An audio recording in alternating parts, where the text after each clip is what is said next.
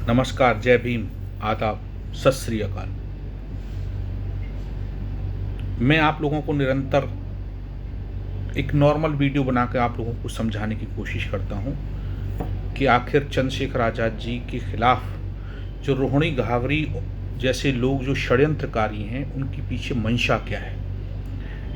ये षड्यंत्रकारी किस प्रकार से मिशन को ख़त्म करने पर, फेल करने पर आमादा हैं और किस प्रकार से चंद्रशेखर आज़ाद जी के रूप में जो शक्ति इस भारत के अंदर उभर रही है उसको कमज़ोर करने का एक प्रयास है, और उस षड्यंत्र को कैसे विफल किया जाए।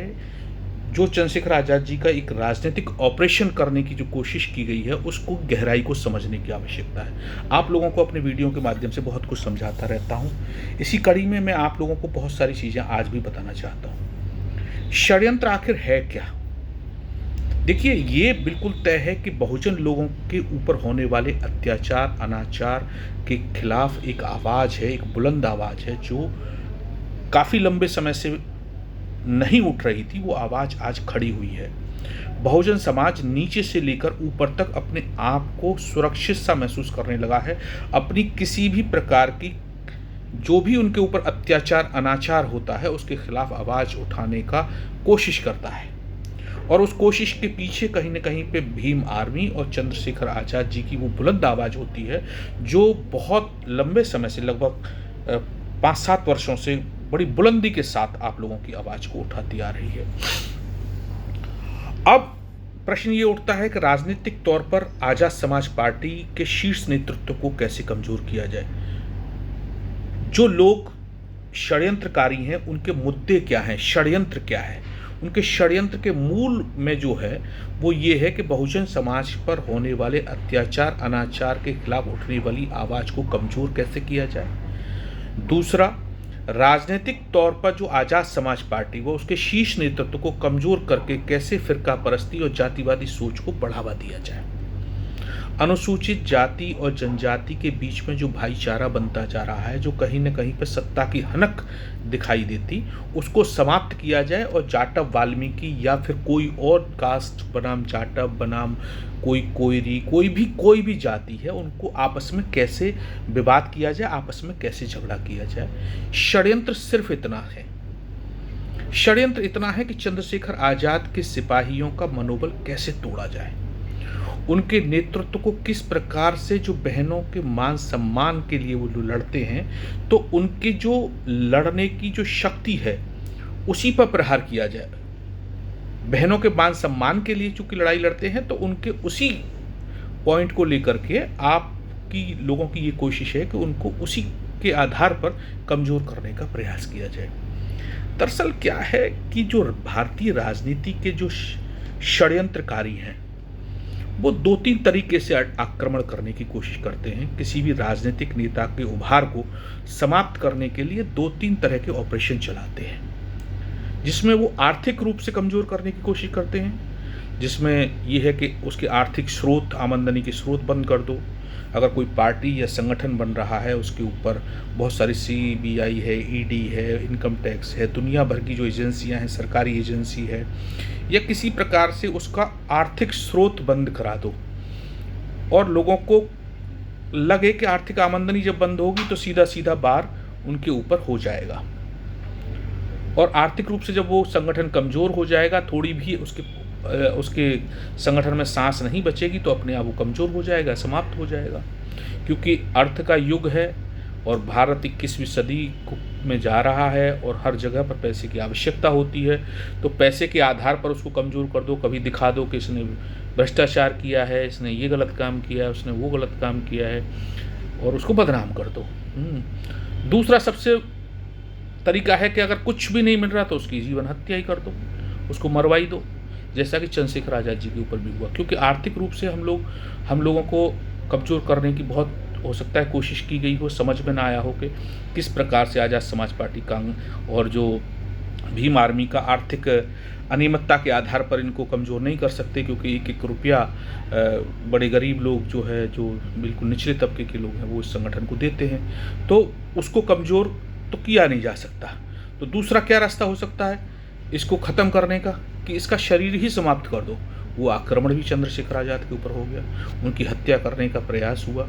हत्या में जो हत्यारे थे उनका भी मंतव्य समझ में आ गया, और अगर ये भी प्रयास उनका विफल हो गया और परमपिता परमात्मा और ईश्वर ने चंद्रशेखर आज़ाद जी को सकुशल जीवित रखा, आप लोगों की दुआएं थी कि वो बच गए, और बचने के बाद ऐसा महसूस होता है कि कोई ना कोई ईश्वरीय शक्ति उनसे कोई विशाल कार्य कराने के लिए तैयार है। अब तीसरा जो विकल्प बचता है कि किस प्रकार से उनकी हत्या, दूसरी हत्या की जाए, तो चारित्रिक हत्या का एक प्रयास आता है।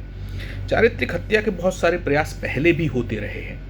जैसे बाबू जगजीवन राम जी का अगर प्रकरण ले लें, तो जब वो प्रधानमंत्री बनने वाले थे तो किस प्रकार से उनके पुत्र की फोटोज़ को उल्टा सीधा टिल्ट करके या फिर जैसे भी करके उसको पूरी प्रिंट मीडिया में, इलेक्ट्रॉनिक मीडिया में उस वक्त के राजनीतिक उनके विरोधियों ने उसका प्रयोग किया, और पूरे देश के अंदर एक तरीके से बाबू जगजीवन राम जी की छवि को इतना धूमिल किया और उनको डेंट करके, जो कि वो प्रधानमंत्री बनने के कगार पर आ गए थे, उनको बिल्कुल निस्तो नाबूद कर दिया और उनके चरित्र पर अटैक किया था।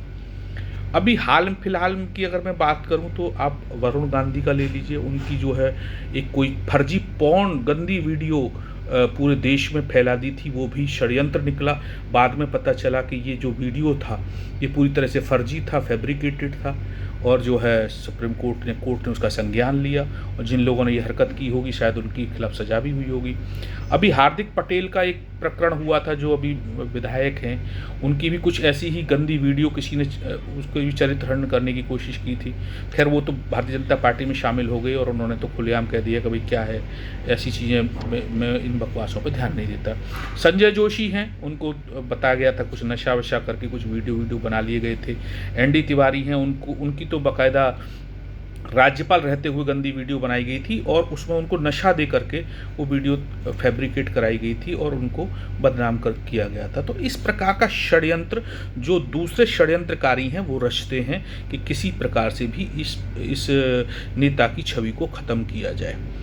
अब प्रश्न ये उठता है कि ये जो षड्यंत्र है ये उसी षड्यंत्र का वही एक मतलब उसी प्रकार का ये टूल का इस्तेमाल किया जा रहा है जो चंद्रशेखर आज़ाद जी की छवि को समाप्त करने के लिए लोग कर रहे हैं। अब भीम आर्मी और आज़ाद समाज पार्टी के कार्यकर्ताओं, मैं आपसे ये पूछना चाहता हूं कि आप इस षड्यंत्र से कैसे बच सकते हैं। उससे बचने का बड़ा साधारण सा तरीका है, आप अपने नेता पर पूरी तरह और अधिक समर्थन व्यक्त करिए।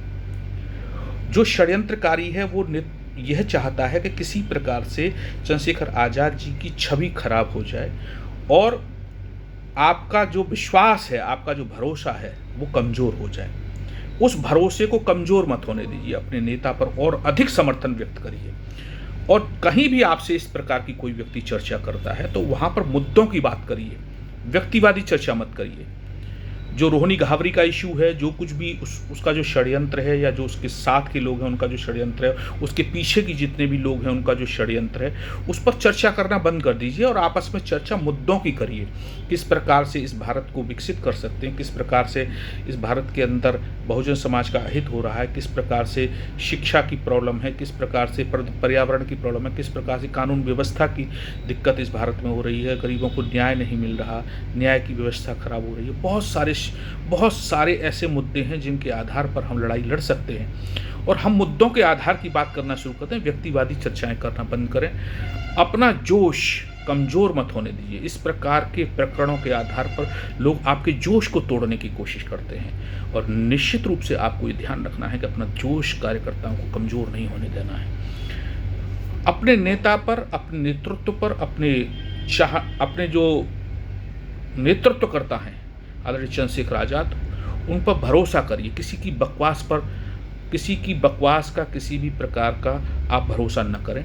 साथ ही साथ इस प्रकार के जो वीडियोज़, जो फैब्रिकेटेड प्रिंट मीडिया में, इलेक्ट्रॉनिक मीडिया में जो बकवास चलाई जा रही है, उनका बहिष्कार कर दीजिए। उन पर भरोसा करना बिल्कुल बंद कर दीजिए। ये बिल्कुल सोची समझी एक साजिश है। उस सोची समझी साजिश के तहत वो आपको कमज़ोर करना चाहते हैं, वो आपकी आवाज़ को दबाना चाहते हैं। उसके पीछे का मकसद समझिए। मकसद चंद्रशेखर आज़ाद को दबाना नहीं है, मकसद आपकी आवाज़ को दबाना है, आपको कमज़ोर करना है, आपके नेतृत्व को कमज़ोर करना है, ताकि कल को किसी भी गांव में किसी भी प्रकार का अगर अत्याचार अनाचार हो तो उस आवाज़ को बुलंद होने से रोका जाए। सिर्फ इतना सा मकसद है। आप इस मकसद को, इस षड्यंत्र को समझिए और उसको बेनकाब करिए, और साथ ही साथ अपने नेता के प्रति अपनी आस्था और विश्वास और अधिक गहराई से और अधिक तरीके से आप उसको प्रदर्शित करें। और निश्चित तौर पर मैं आपको कहना चाहता हूं, जिस प्रकार से उनको घेरा जा रहा है वहां पर आपके समर्थन की ज़रूरत है, आपके भरोसे की आवश्यकता है, आपके विश्वास की ज़रूरत है। और अगर आपका समर्थन, भरोसा, विश्वास किसी नेता को नहीं मिला और अधिक नहीं मिला तो नेता भी अपने आप को कमज़ोर समझता है। इस बात को आप समझ लीजिए।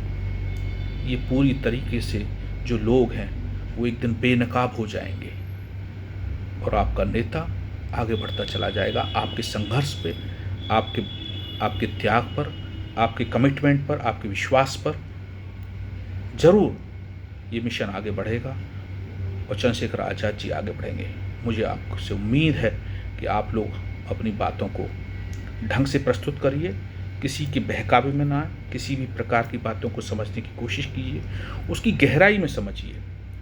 और जो भी षड्यंत्रकारी हैं वो ये बात सोच लें, ये बात समझ लें कि किसी दिन वक्त बदलेगा, और वक्त बदलेगा तो व्यवस्थाएं भी बदलेंगी।